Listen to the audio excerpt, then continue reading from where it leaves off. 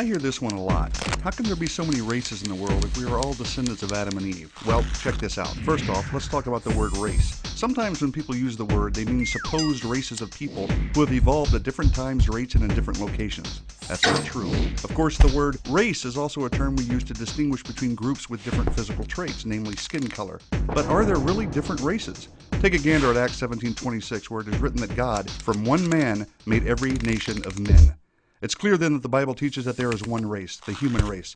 The Bible is also clear that all people on the earth are descendants of Adam and Eve who were created by God. Check Genesis 1:26 through 28. Easy enough. God created two people in his image, male and female, and told them to increase in number. So, Adam and Eve are mom and dad of the human race. Then, their children had children, and those children had children, and so on and so forth for many generations until, according to Genesis 6:9, the world's population was reduced to 8 people who were protected inside an ark during a global flood. And those 8 people later walked off the ark, and according to Genesis 9:19, from them came the people who were scattered over the earth. Oh, wait a second. What do I mean scattered? Well, jump over to Genesis 11 and let's talk about an event known as the Tower of Babel. Basically, because of the sinful actions of the descendants of Noah, the Lord confused their language and scattered them from there over all the earth. That's pretty clear and concise. Okay, so we've got lots of people who are descendants of the 8 folks who came off the ark, and now they have been scattered all over the earth. That explains that we are still one race and that different groups of people ended up in different locations. But how do we get a bunch of different colored people if we are all one race? Well, follow along. This, of course, is a simplified explanation, but the basic principles are true. We all have a pigment in our bodies called melanin, which, depending on different variables, produces different shades of the one main skin color we all possess. Several genes control the amount of melanin produced and thus the variability in the skin shade. In fact, it's easy for one couple to produce a wide range of skin shade variability in just one generation, as we'll see in just a moment.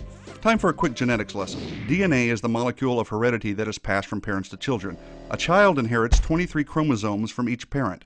Each chromosome pair contains hundreds of genes, which regulate the physical development of the child. However, to illustrate basic genetic principles pertaining to the topic, we'll just talk about 2 genes, the genes that control the production of melanin. So, let capital A and capital B symbolize versions of the gene that code for large amounts of melanin, while little a and little b code for small amounts. Got it? Easy. Check this out. Take a look at the upper left. Let's say dad contributes capital A, capital B genes, and mom contributes capital A, capital B genes as well. Together they will produce a child with capital A, capital A, capital B, and capital B. This is a kid with a lot of melanin, and thus he will have very dark skin. Easy to see.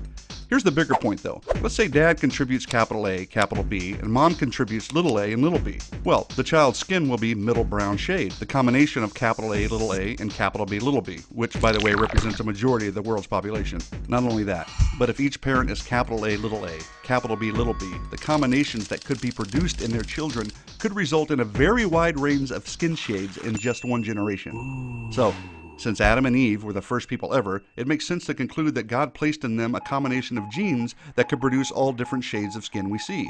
Those same combinations would be present in Noah and the 7 other people who boarded the ark.